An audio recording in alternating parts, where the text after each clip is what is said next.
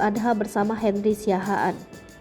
Penyanyi Yuni Shara membagikan potret kebahagiaan rayakan momen Lebaran Idul Adha bersama mantan suami Henry Siahaan. Lewat akun Instagram pribadinya, Yuni Shara terlihat berbahagia berkumpul bersama Henry dan kedua anaknya. Meski 14 tahun berpisah, hal itu tak membuat hubungan Yuni Shara dan Henry terputus. Rupanya saat perayaan Idul Adha, Henry menyempatkan diri untuk bersilaturahmi dengan keluarga Yuni Shara. Perayaan Lebaran kali ini menjadi momen untuk mereka semua berkumpul dengan penuh kehangatan.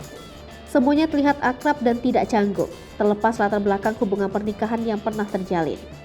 Sejumlah potret yang diunggah Yuni Shara di akun Instagram miliknya menunjukkan kehangatan dan keakraban hubungan keluarga ini. Yuni dan Henry berfoto di sofa, diapit oleh dua anak mereka yaitu Kavin Obian Salomo Siahaan dan Cello Obian Siahaan. Tampak Yuni Shara dipangku oleh sang putra. Yuni Shara tampak cantik mengenakan baju balutan batik ditutupi outer biru dongker, bak senada dengan batik biru yang dikenakan Henry. Sementara kedua putranya Kavin dan Cello terlihat semakin dewasa dan tampan.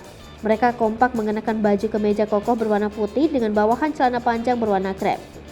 Kakak dari Krisdayanti itu bersyukur tahun ini dia masih bisa menjaga hubungan baik dengan mantan suaminya.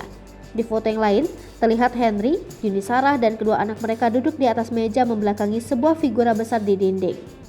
Sebagaimana diketahui, Yuni Shara menikah dengan Henry pada 2002 silam. Pada 2008, Yuni menggugat cerai suaminya. Yuni menegaskan bahwa pilihan berpisah tidak dibuat atas masalah keuangan maupun perbedaan agama dengan mantan suaminya.